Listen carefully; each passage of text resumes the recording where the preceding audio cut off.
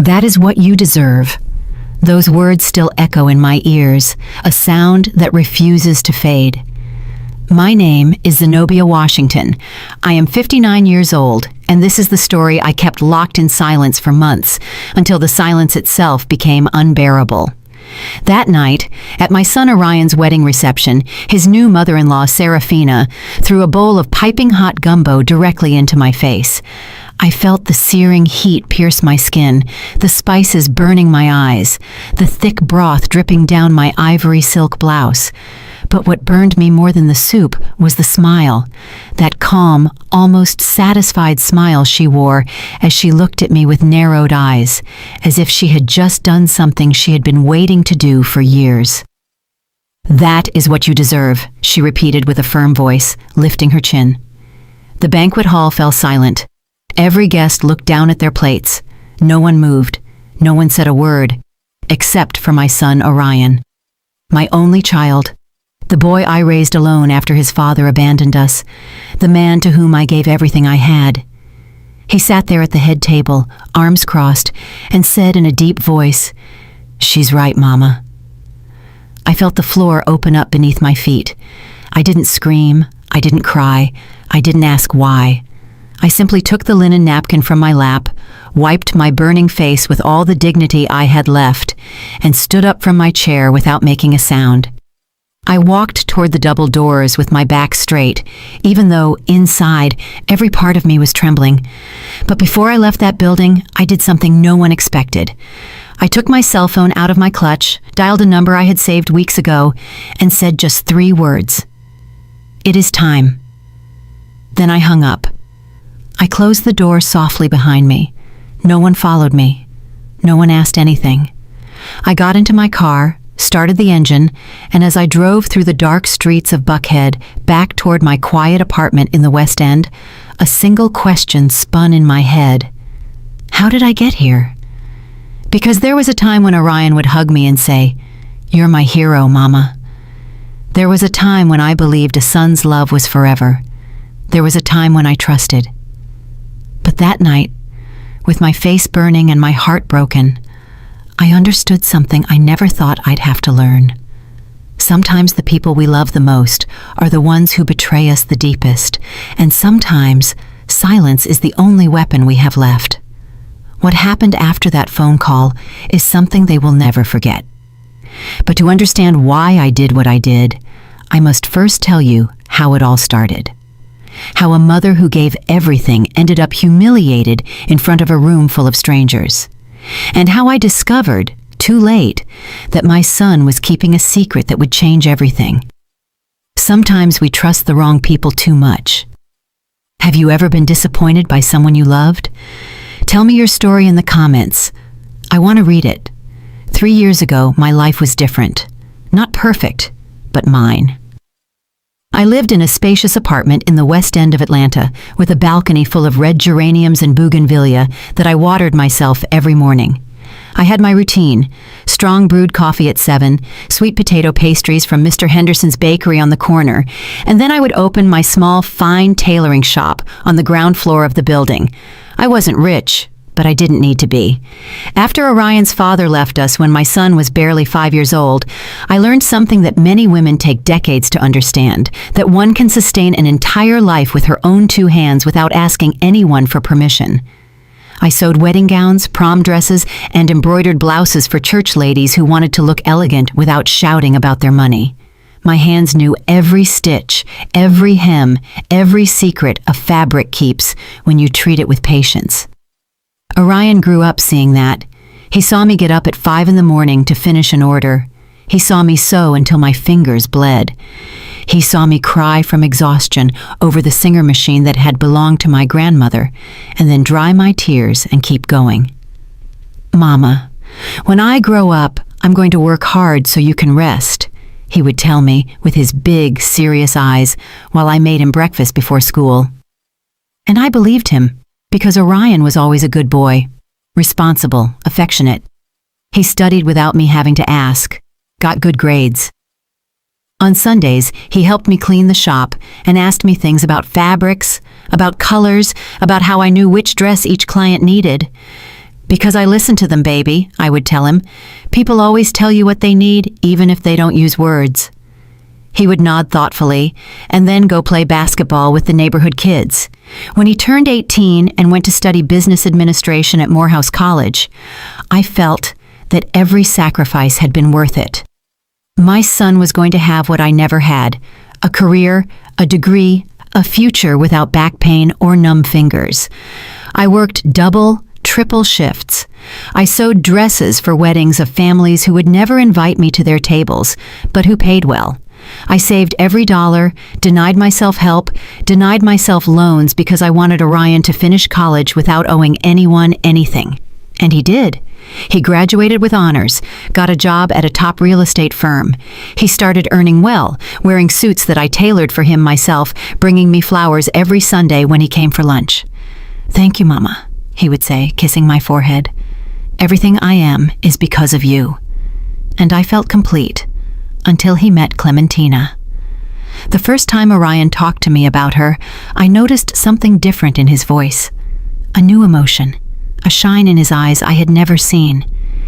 "She's special, Mama, very special." Clementina was the only daughter of a wealthy family from Buckhead. Her father owned a chain of hardware supply stores.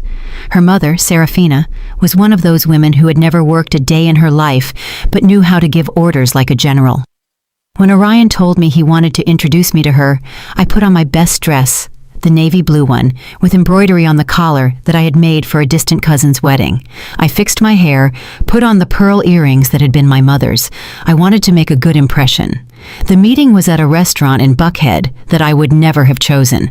Too elegant, too expensive. But Orion insisted. "I want you to get to know each other well, Mama. Clementina is important to me." Clementina arrived in an impeccable white dress and a smile that didn't reach her eyes. She was pretty, polite, but cold.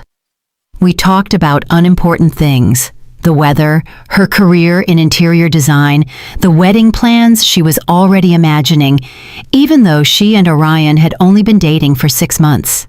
I smiled, nodded, asked all the right questions, but something in my stomach twisted when she said, "My mother is anxious to meet you, Miss Zenobia.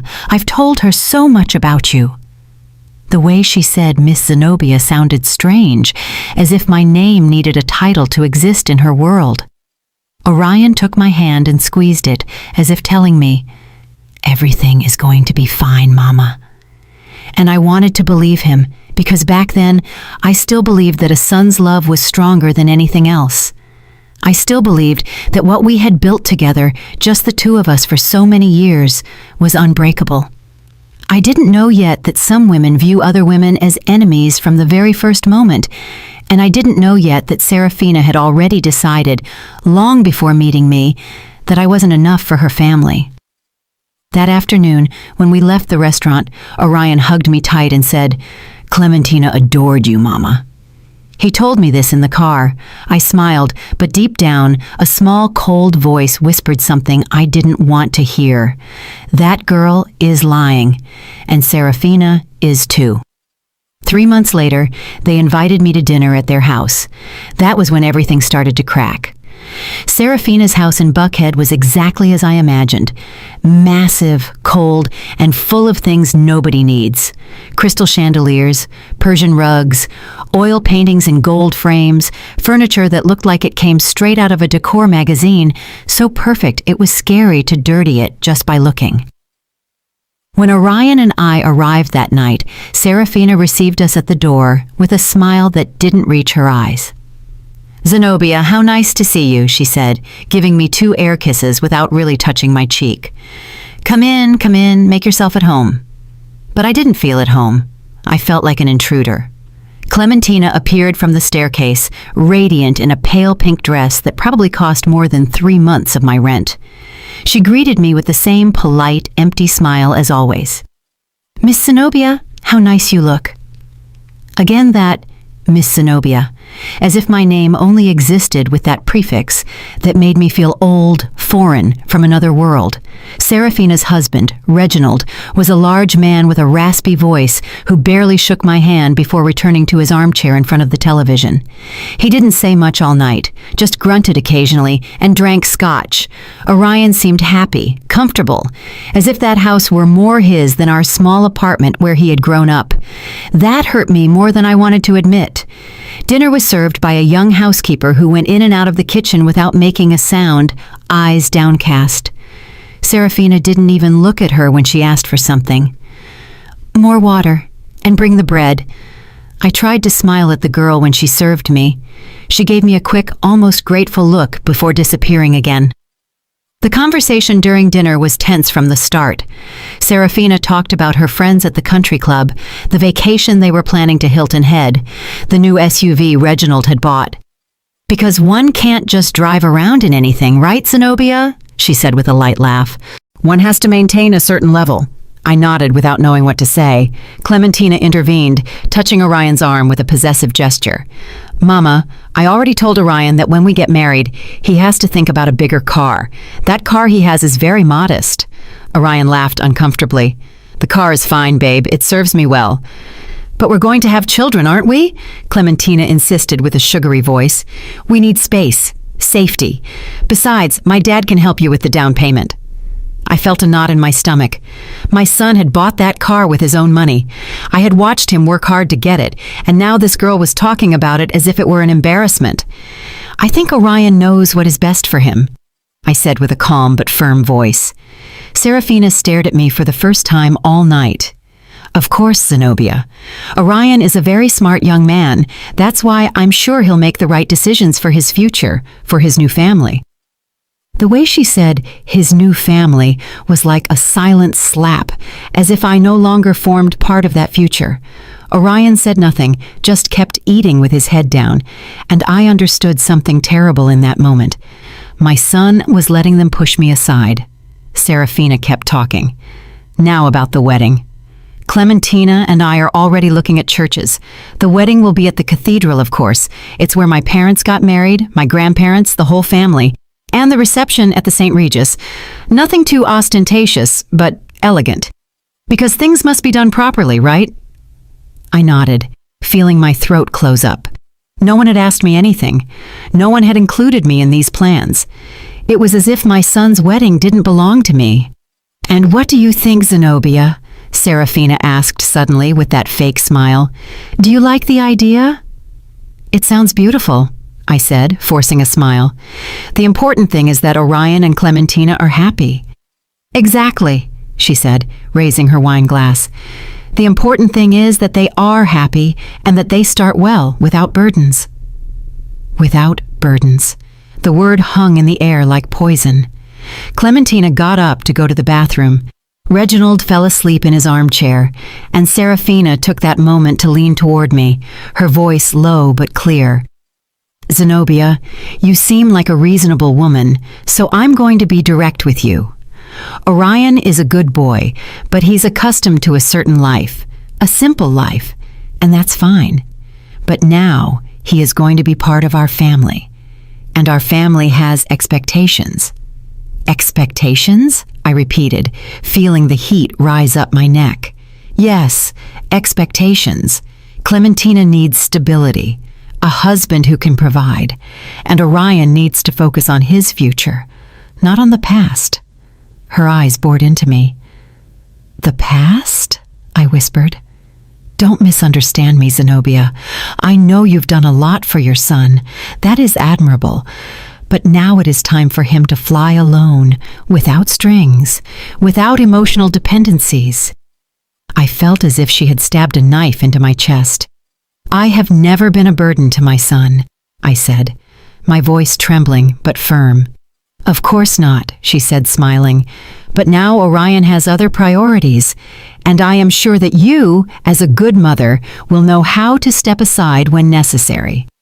I couldn't respond because, at that moment, Clementina returned from the bathroom. Orion started smiling again as if nothing had happened, and the housekeeper brought dessert. Crème brûlée. I didn't taste a bite.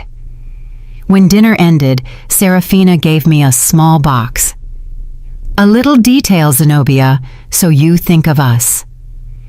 Inside was a fine china teacup, white with gold rims. Elegant, expensive, cold. Thank you, I said, without looking her in the eyes. In the car, on the way back to my apartment, Orion was quiet.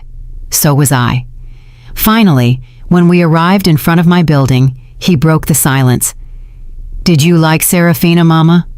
I looked at him, searching his eyes for the boy he used to be, the boy who hugged me and called me his hero. But that boy wasn't there anymore. She seems like a strong woman, I said, choosing my words carefully. Yes, he replied, smiling. She's incredible. She and Clementina are very close. It's nice to see that. And us? I wanted to scream. We aren't close anymore? But I said nothing. I just got out of the car, said goodbye with a kiss on the cheek, and walked up the stairs to my empty apartment. That night, while I brewed coffee in my old pot and looked out the window at the city lights, I held the cup Serafina had given me. It was beautiful, perfect.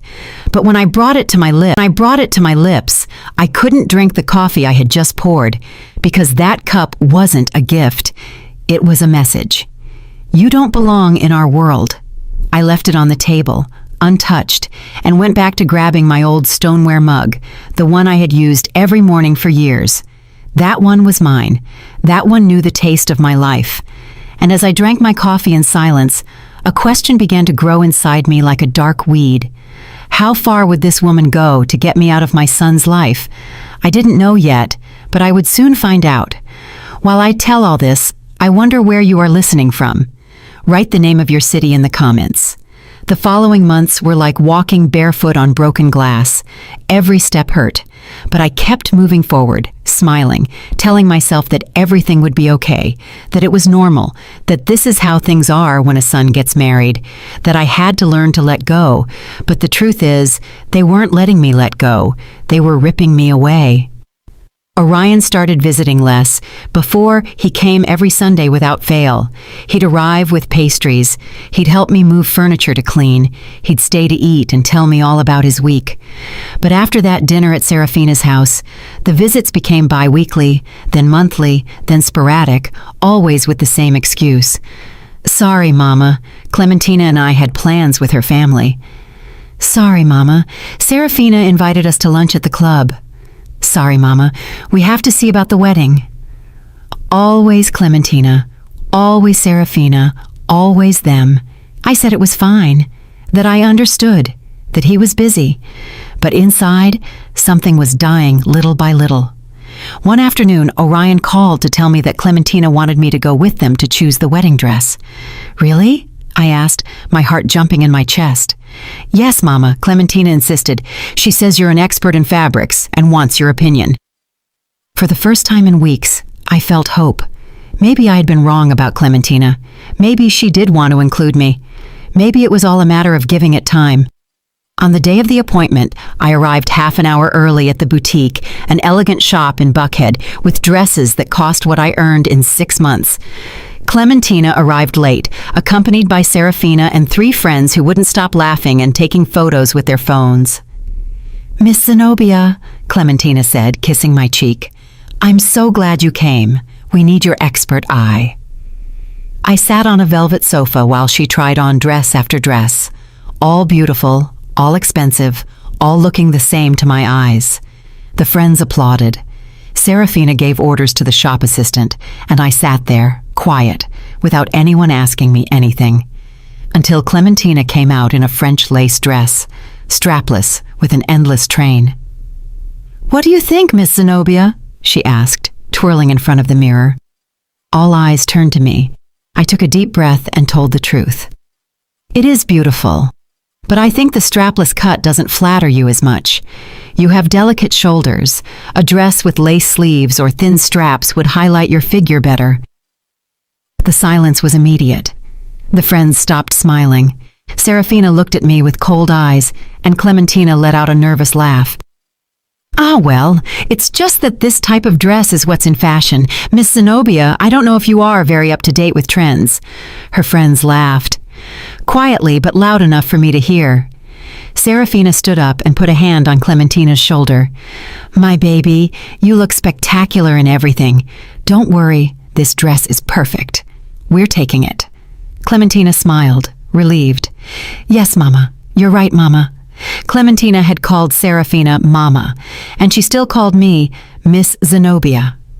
I stayed seated on that invisible velvet sofa while they kept talking about veils, headpieces, and designer shoes.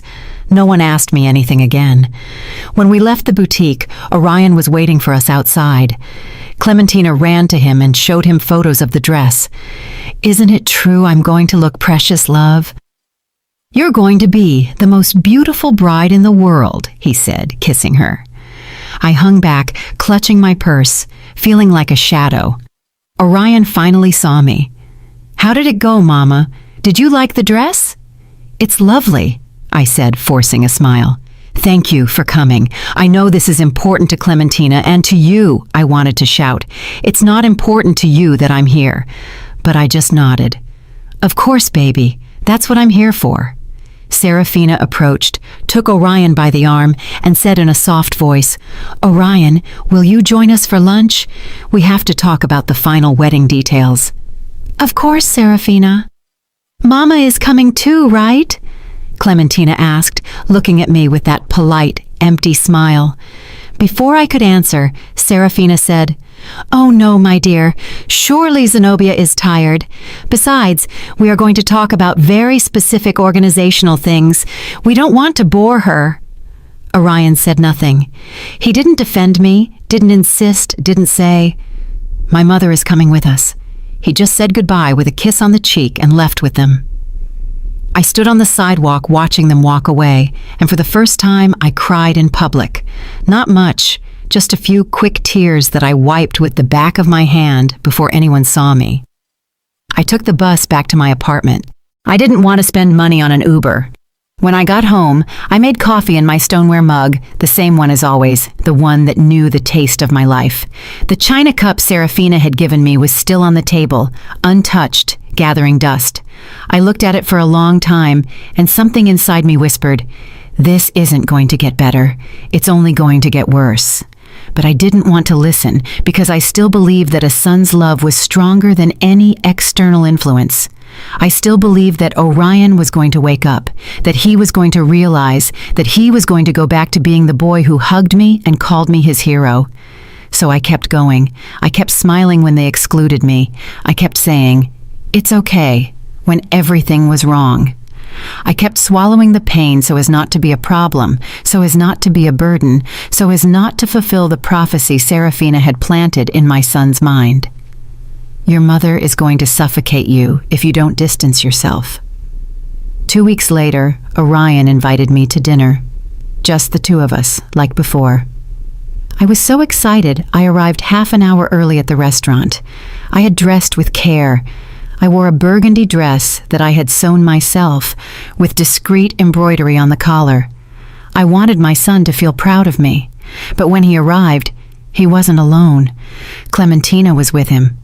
Sorry, Mama. Clementina wanted to join us. I hope you don't mind. Of course not, I lied. Throughout dinner, Clementina talked non-stop about the wedding, about the honeymoon they were planning in Bora Bora, about the condo her father was going to give them as a wedding gift. It's in Buckhead, Miss Zenobia. 3 bedrooms, 2 full baths, and a terrace with an incredible view. My dad says it's important to start well. Orion looked happy. I just smiled. And when the check came, Orion took out his wallet and said something that split my heart in two. Mama, can you lend me $2,000? I spent a lot this month on wedding stuff, and I'm a little tight. $2,000. I didn't have $2,000 extra dollars. I barely had enough to pay my rent and the shop expenses, but I took out the money I had saved for the electricity bill and emergencies, and I gave it to him. Of course, son, don't worry. Thanks, Mama. I'll pay you back next month. He never paid me back, and I never asked him for it, because in that moment I understood something terrible. I was no longer his mother. I was his bank, his safety net, his plan B. But I was no longer the most important person in his life. That night, when I returned to my apartment, I sat in front of the window with my coffee and looked at the city lights, wondering how I had ended up there. How a woman who had given everything, who had sacrificed her youth, her health, her entire life for a son, could end up feeling so invisible. But I still didn't know the truth. I still didn't know that everything that had happened up to that moment was just the beginning, that Serafina had a plan, and that my son, my Orion, my only child, was already part of it. The wedding approached like an inevitable storm, and I kept pretending everything was fine. Orion went weeks without calling me. When he did, the conversations were brief, distracted, filled with uncomfortable silences. "How are you, Mama?" "Fine, son. And you?" "Fine, fine. Busy with preparations, you imagine." "Well, I gotta go. Clementina is calling me." Click. And I was left with the phone in my hand, feeling like something inside me emptied a little more each time. But the worst wasn't the short calls. The worst were the invitations that never arrived. I found out by chance that there was a bachelor party for Orion, a barbecue at Reginald's house with a live band, with friends of Clementina's family. No one told me. There was also a rehearsal dinner at an extremely expensive Italian restaurant with the godparents, with close family. No one invited me. When I asked Orion why they hadn't included me, he got uncomfortable. "Oh, Mama, they were small things. Last minute we didn't want to bother you." Bother you, as if my presence were a nuisance, as if I were a problem to be avoided. But I stayed quiet, kept smiling, kept saying, "Don't worry, son, I understand." Until one afternoon, everything changed. It was a Tuesday. I remember because Tuesdays have always been slow days at the shop. I was finishing hemming a gala dress when the doorbell rang. I opened the door and found a young delivery guy with a blue cap and a manila envelope in his hands. "Zenobia Washington?" "Yes, that's me. Sign here, please." I signed without thinking. The boy gave me the envelope and left. I closed the door and looked at the package. It had no return address, just my name handwritten in black ink. Something in my stomach twisted. I sat in the shop chair with trembling hands and opened the envelope. Inside were photographs. Many photographs. At first, I didn't understand what I was seeing. They were images of Orion, my son, in different places. Restaurants, a parking lot, a hotel entrance. But he wasn't alone. He was with a woman, and that woman wasn't Clementina, it was Serafina. I felt the floor move beneath my feet. The first photo showed Orion and Serafina leaving a restaurant. He had his hand on the small of her back. She was laughing with her head thrown back. The second photo was in a parking lot. Orion was opening the car door for her. Their faces were very close, too close. The third photo knocked the air out of my lungs. It was at the entrance of a hotel, the St. Regis. Orion and Serafina entering together. He had a hand around her waist. She was looking at him with a smile I had never seen on her. An intimate smile, a smile of a woman who knows a man's body. I dropped the photographs to the floor. My hands were shaking so much I couldn't hold them. My heart was beating so hard I felt it was going to burst. No, this cannot be real. I picked up the photos with clumsy fingers. I looked at them again and again, looking for some logical explanation. Maybe it was a business lunch. Maybe Serafina needed help with something. Maybe... But there were more photos. Orion kissing Serafina's cheek, too close to her lips. Serafina adjusting Orion's tie with her hands on his chest. Both of them entering an apartment, an address I didn't know. And the last photo, the one that made me let out a moan I didn't know I had inside. Orion and Serafina on a balcony at night. He was hugging her from behind. She had her eyes closed, leaning against his chest, like two lovers who have shared something forbidden. I got up from the chair, stumbling. I ran to the bathroom and vomited. I threw up everything I had inside until only dry heaves remained and a bitter taste in my mouth. I stayed there kneeling in front of the toilet, crying uncontrollably. My son, my only son. The boy I raised alone. The boy to whom I gave everything. The boy who called me his hero. He was having an affair with his fiancé's mother, with a woman 20 years his senior, with the woman who had humiliated me time and time again, and suddenly everything made sense. That's why Serafina hated me so much. That's why she had wanted me out of Orion's life from the beginning. It wasn't because I was poor or simple or from another world. It was because I was her rival. The true mother, the one who knew Orion from before, the one who could see what she had made of him. And that's why Orion had abandoned me. Not for Clementina, for Serafina, for that woman who had seduced him, manipulated him, turned him into her toy. I stayed on the bathroom floor for who knows how long, crying, shaking, feeling everything I thought I knew about my life crumble. When I finally managed to get up, I washed my face with cold water and returned to the shop. The photographs were still there, scattered on the chair. I picked them up one by one with hands that no longer trembled because the shock was giving way to something else. Something cold, something hard, something I didn't know existed inside me. I put the photos back in the envelope and sat in front of my sewing machine, looking at the black thread hanging from the needle. I thought about all the times Serafina had humiliated me. I thought about all the times Orion had ignored me.